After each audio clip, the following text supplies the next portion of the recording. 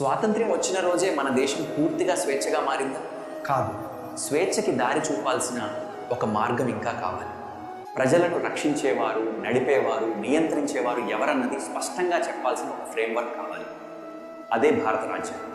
భారతదేశానికి స్వాతంత్ర్యం రాకముందు భూస్వాములు ప్రజలను అత్యంత కఠినంగా ఇబ్బంది పెట్టేవారు. ఎలా అయినా భూస్వాముల ఆగడాలను అరికట్టాలి, ఈ వ్యవస్థలో మార్పు తేవాలి, కుల మత భేదాలు లేకుండా ఈ సమాజాన్ని రూపుమార్చాలి అని సంకల్పం పెట్టుకొని ఒక మహత్తరమైన కార్యానికి రూపకల్పన చేశాడు. అదే మన భారతదేశ రాజ్యాంగం. టాపిక్ స్టార్ట్ చేసే ముందు దేవుళ్ళు లాంటి ఆడియన్స్కు మా హృదయపూర్వక నమస్కారాలు. మా ఛానల్ను సబ్స్క్రైబ్ చేసుకుని ఆదరిస్తారని మనస్ఫూర్తిగా కోరుకుంటున్నాం. 1947 ఆగస్టు 15 భారత్ ఆనందంతో మునిగిపోయింది. కానీ స్వాతంత్ర్యం అందించిన ఆనందం వెనుక ఒక భారీ ప్రశ్న నిలిచింది. ఇక మీదట మన దేశం ఎలా నడవాలి? ఎక్కడైనా పెద్ద దేశం అవ్వాలంటే న్యాయం ఉండాలి, హక్కులు ఉండాలి, నియమాలు ఉండాలి, ప్రజలకి రక్షణ ఉండాలి, ప్రభుత్వానికి బాధ్యత ఉండాలి. ఇవన్నీ లేకపోతే స్వాతంత్ర్యం కేవలం ఒక పండగే, పురోగతి కాదు. అందుకే భారత నాయకులు ఒక నిర్ణయం తీసుకున్నారు. మన దేశానికి మనమే ఒక కొత్త రాజ్యాంగం రాయాలి. 1946 డిసెంబర్ 9 ఢిల్లీ కాన్స్టిట్యూషన్ హాల్ వద్ద దేశ చరిత్రలో మొదటి సమావేశం జరిగింది. 389 మంది సభ్యులు, భిన్న మతాలు, భిన్న భాషలు, భిన్న రాష్ట్రాల నుంచి వచ్చిన ప్రజాప్రతినిధులు. కానీ ఒక్క లక్ష్యం, ప్రతి భారతీయుడికి న్యాయం జరిగేలా రాజ్యాంగం రాయాలి. ఇది కేవలం ఒక పత్రం కాదు, ఇది భారత ఆత్మని నిర్వచించే ప్రయాణం. ఈ మహత్తర పనికి నాయకత్వం ఇచ్చిన వ్యక్తి డాక్టర్ బిఆర్ అంబేడ్కర్. విద్యావేత్త, న్యాయవేత్త, ఆర్థికవేత్త, అంటే ఒక వ్యక్తిలోనే యుగాల జ్ఞానం. అంబేడ్కర్ గారి ముందున్న లక్ష్యం చాలా స్పష్టంగా ఉండేది. దేశంలో పుట్టిన ప్రతి మనిషి సమాన హక్కులు పొందాలి. అందుకే ఆయన రాత్రింబవళ్లు పనిచేశారు, ముసాయిదాలు రాశారు, మళ్లీ మార్చారు, మళ్లీ రాశారు.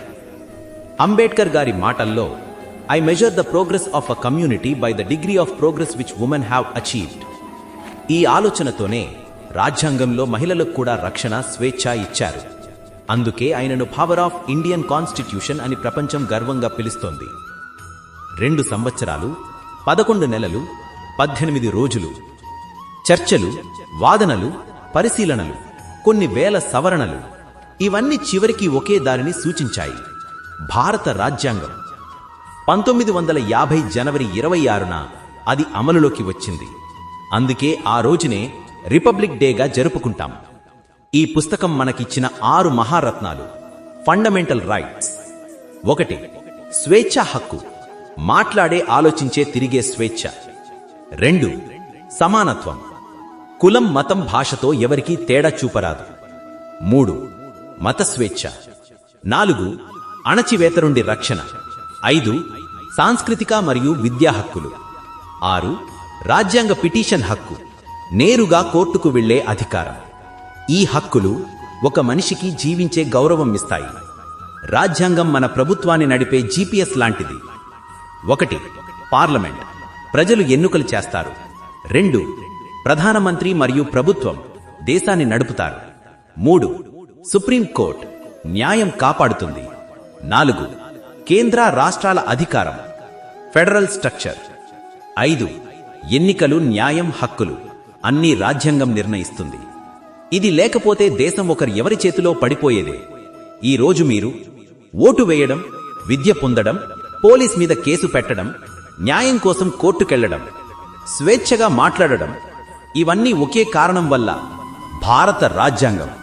ఇది కేవలం ఒక పుస్తకం కాదు, ఇది మన ప్రజాస్వామ్యపు గుండె చప్పుడు, మన దేశాన్ని ఒకే దారిలో నడిపించే శక్తి. మన రాజ్యాంగం ఉన్నంత వరకు మన స్వేచ్ఛ ఉంటుంది, మన న్యాయం ఉంటుంది, మన భవిష్యత్తు సురక్షితం ఉంటుంది. జై హింద్. వీడియో నచ్చితే లైక్ చేయండి, మీ ఫ్రెండ్స్తో షేర్ చేయండి. ఇంకా ఇలాంటి మంచి వీడియోల కోసం మా ఛానల్ని సబ్స్క్రైబ్ అవ్వండి.